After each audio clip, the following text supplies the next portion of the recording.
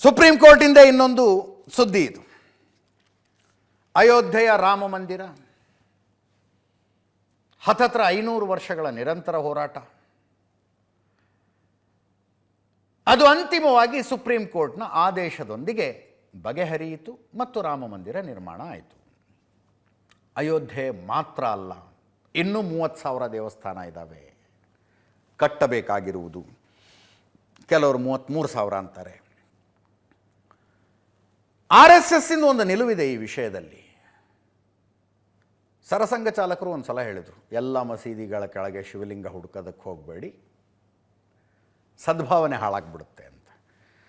ಅವ್ರು ಹೇಳ್ತಾ ಇರೋದು, ಈ ದೇಶದಲ್ಲಿನ ಹಿಂದೂಗಳು ಅತಿ ಹೆಚ್ಚು ಶ್ರದ್ಧೆಯನ್ನು ಇಟ್ಟುಕೊಂಡಿರುವಂಥ ಕಾಶಿ ಮಥುರಾ,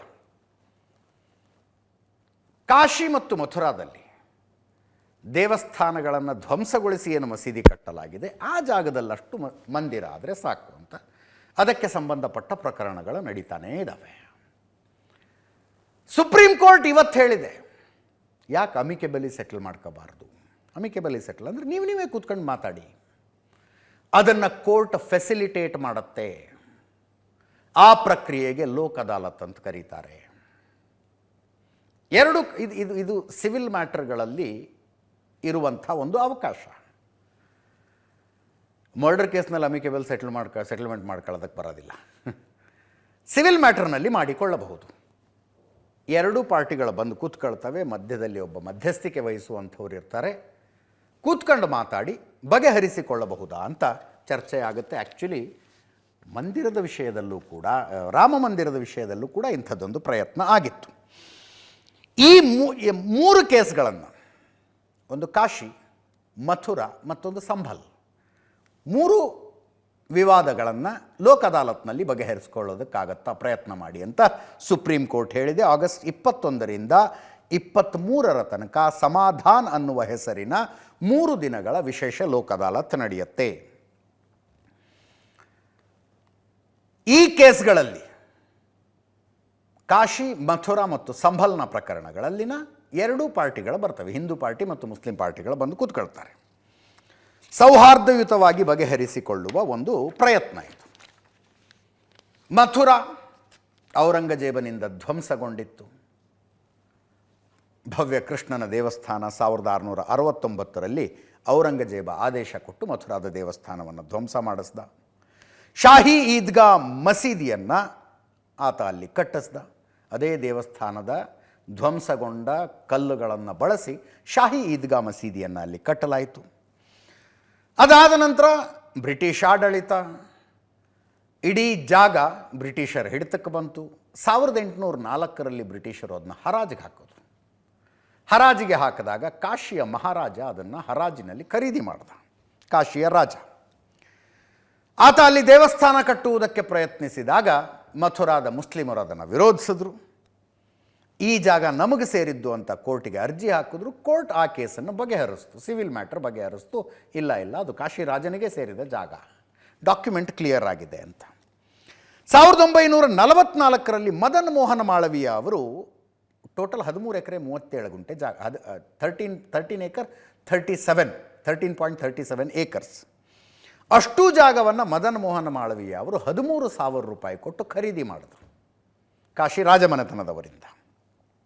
1951ರಲ್ಲಿ ಮದನ್ ಮೋಹನ ಮಾಳವೀಯ ಅವರ ದೇಹಾಂತ್ಯ ಆಯಿತು. ಭೂಮಿಯನ್ನು, ಆ ಜಾಗವನ್ನು ಕೃಷ್ಣ ಜನ್ಮಭೂಮಿ ಟ್ರಸ್ಟ್ಗೆ ವರ್ಗಾವಣೆ ಮಾಡಲಾಯಿತು.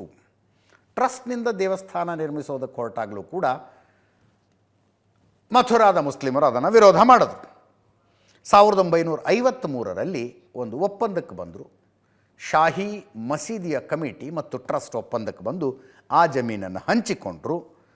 ಒಂದು ಕಡೆ ದೇವಸ್ಥಾನ, ಇನ್ನೊಂದು ಕಡೆ ಮಸೀದಿಯ ನಿರ್ಮಾಣ. 1982ರಲ್ಲಿ ದೇವಸ್ಥಾನದ ನಿರ್ಮಾಣ ಪೂರ್ತಿಯಾಗಿದೆ. ಪೂರ್ತಿ ಜಾಗವನ್ನು ಈಗ ಟ್ರಸ್ಟ್ ಕೇಳ್ತಾ ಇದೆ. ಇನ್ನು ಸಂಭಲ್, ಕಲ್ಕಿ ಅವತಾರ ಆಗುತ್ತೆ ಅಲ್ಲಿ ಅನ್ನುವ ನಂಬಿಕೆ.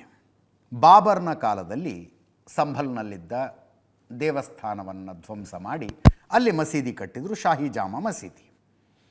ಹರಿಹರ ದೇವಸ್ಥಾನ ಇತ್ತಲ್ಲಿ, ಭವ್ಯವಾದ ಹರಿಹರ ದೇವಸ್ಥಾನ ಇತ್ತು. 1526ರಿಂದ 29 ತನಕ ದೇವಸ್ಥಾನದ ನಾಶ ಮತ್ತು ಮಸೀದಿಯ ನಿರ್ಮಾಣದ ಪ್ರಕ್ರಿಯೆ ಆಯಿತು. 1526ರಿಂದ 29 ತನಕ. ಬಾಬರ್ನ ಕಾಲದಲ್ಲಿ 3 ಮಸೀದಿಗಳು, ದೊಡ್ಡ ಮಸೀದಿಗಳ ನಿರ್ಮಾಣಗೊಂಡು ಹಿಂದೂ ದೇವಸ್ಥಾನಗಳ ಧ್ವಂಸದ ನಂತರ. ಅದರಲ್ಲಿ ಇದು ಕೂಡ ಒಂದು. ಅಯೋಧ್ಯೆ, ಪಾಣಿಪತ್ ಹತ್ರ ಇರುವ ಸಂಭಲ್. ವಿಷ್ಣುವಿನ ಕೊನೆಯ ಅವತಾರ ಕಲ್ಕಿ ಇದೇ ಜಾಗದಲ್ಲಿ ಸಂಭಲ್ನಲ್ಲಿ ಜನ್ಮ ಆಗತ್ತೆ, ಕಲ್ಕಿ ಅವತಾರ ಅನ್ನುವುದು ನಂಬಿಕೆ. ಇದು ನಿಜವಾಗಲೂ ದೇವಸ್ಥಾನವನ್ನು ಧ್ವಂಸ ಮಾಡಿ ಕಟ್ಟಿರುವ ಮಸೀದಿಯ ಅನೇಕ ಸರ್ವೆಗಳಿದ್ದಾವೆ. ಬ್ರಿಟಿಷ್ ಅಧಿಕಾರಿಗಳು ತುಂಬ ನೀಟಾಗಿ ಡಾಕ್ಯುಮೆಂಟ್ ಮಾಡಿಟ್ಟಿದ್ದಾರೆ. ಅದರ ಬಗ್ಗೆ ಸಂಶಯಗಳು ಅಂತೇನೂ ಉಳಿದಿಲ್ಲ. ಶಾಸನನೇ ಇದೆ. 1526ರಲ್ಲಿ ಮಂದಿರವನ್ನು ಧ್ವಂಸ ಮಾಡಿ ಮಸೀದಿಯನ್ನು ನಿರ್ಮಿಸಿದ್ದರ ಬಗ್ಗೆ ಶಾಸನ ಇದೆ. ಇನ್ನು ಕಾಶಿ, ಕುತುಬುದ್ದೀನ್ ಐಬಕ್ನಿಂದ ಕಾಶಿ ದೇವಸ್ಥಾನ ಹಂತ ಹಂತವಾಗಿ ಹಲವು ಎಪಿಸೋಡ್ಗಳಲ್ಲಿ ಧ್ವಂಸವಾಗಿರುವ ದೇವಸ್ಥಾನ. ಅದು 1194 ಕುತುಬುದ್ದೀನ್ ಐಬಕ್ ಧ್ವಂಸ ಮಾಡ್ದ. 1236ರಿಂದ 1240 ಮಧ್ಯದಲ್ಲಿ ರಜಿಯಾ ಸುಲ್ತಾನ ಅಲ್ಲೊಂದು ಮಸೀದಿ ಕಟ್ಟಿದ್ಲು. 1390ರಿಂದ 1400ರ ಅವಧಿಯಲ್ಲಿ ಅವಿಮುಕ್ತೇಶ್ವರ ಜಾಗದಲ್ಲಿ ಹಿಂದೂಗಳು ಸೇರ್ಕೊಂಡೊಂದು ದೇವಸ್ಥಾನ ಕಟ್ಟಿದ್ರು. 1436ರಿಂದ 1458 ಜಾನ್ಪುರದ ರಾಜ ಹುಸೇನ್ ಶಾರ್ಜಿ ಆ ದೇವಸ್ಥಾನವನ್ನು ಧ್ವಂಸ ಮಾಡ್ದ. 1475ರಿಂದ 1480 ಮಧ್ಯದಲ್ಲಿ ಅನೇಕ ಹಿಂದೂ ರಾಜರುಗಳು ಸೇರಿಕೊಂಡು ಮತ್ತೆ ದೇವಸ್ಥಾನ ಕಟ್ಟಿದ್ರು. 1490ರಲ್ಲಿ ದೆಹಲಿಯನ್ನು ಆಳ್ತಾ ಇದ್ದ ಲೋಧಿ ಸುಲ್ತಾನ ಬಂದು ಮತ್ತೆ ದೇವಸ್ಥಾನ ಒಡೆದ. 1585ರಲ್ಲಿ ರಾಜ ಮಾನಸಿಂಗ್ ಮತ್ತೆ ದೇವಸ್ಥಾನ ನಿರ್ಮಾಣ ಮಾಡ್ದ. 1669ರಲ್ಲಿ ಔರಂಗಜೇಬ ಮತ್ತೆ ದೇವಸ್ಥಾನ ಧ್ವಂಸ ಮಾಡ್ದ. 1776ರಿಂದ 80ರ ಮಧ್ಯದಲ್ಲಿ ಅಹಲ್ಯಾಬಾಯಿ ಹೋಳ್ಕರ್ ಮಸೀದಿಯ ಪಕ್ಕದಲ್ಲಿ ಮತ್ತೊಂದು ದೇವಸ್ಥಾನವನ್ನು ನಿರ್ಮಿಸಿದರು. ಮರಾಠ ರಾಣಿ ಅಹಲ್ಯಾಬಾಯಿ ಹೋಳ್ಕರ್. ಕಾಶಿ ಕಾರಿಡಾರ್ ನಿರ್ಮಾಣ ಆದ ನಂತರ ಅಹಲ್ಯಾಬಾಯಿ ಹೋಳ್ಕರ್ದು ಪ್ರತಿಮೆ ಮಾಡಿಟ್ಟಿದ್ದಾರೆ ಅಲ್ಲಿ. 1835ರಲ್ಲಿ ಮಹಾರಾಜ ರಣಜಿತ್ ಸಿಂಗ್ ಅದರ ಮೇಲೆ, ಆ ದೇವಸ್ಥಾನದ ಮೇಲೆ 1 ಟನ್ ಚಿನ್ನದ ಹೊದಿಕೆಯನ್ನು ಹೊದಿಸ್ದ ಗೋಪುರಕ್ಕೆ. ಇದು ಕಾಶಿ ವಿಶ್ವನಾಥ ದೇಗುಲ ಮತ್ತು ಅದರ ಪಕ್ಕದಲ್ಲಿ ದೇವಸ್ಥಾನವನ್ನು ಧ್ವಂಸ ಮಾಡಿ ನಿರ್ಮಾಣ ಮಾಡಿರುವಂಥ ಜ್ಞಾನವ್ಯಾಪಿ ಮಸೀದಿಯ ಮಧ್ಯದ ವಿವಾದ. ಈ 3 ವಿವಾದಗಳನ್ನು ಆಗಸ್ಟ್ 21ರಿಂದ 23ರ ತನಕ ಕೂತ್ಕೊಂಡು ಮಾತಾಡಿ ಬಗೆಹರಿಸಿಕೊಳ್ಳೋದಕ್ಕೆ ಒಂದು ಪ್ರಯತ್ನ ಮಾಡಿ ಅಂತ ಸುಪ್ರೀಂ ಕೋರ್ಟ್ ಹೇಳಿದೆ. ಬಗೆಹರಿದ್ರೆ ಹರಿತು ಅಂತ ಹೇಳ್ತೀವಿ, ಇಲ್ಲದೇ ಇದ್ರೆ ಇಲ್ಲ ಅಂತ ಹೇಳ್ತೀವಿ.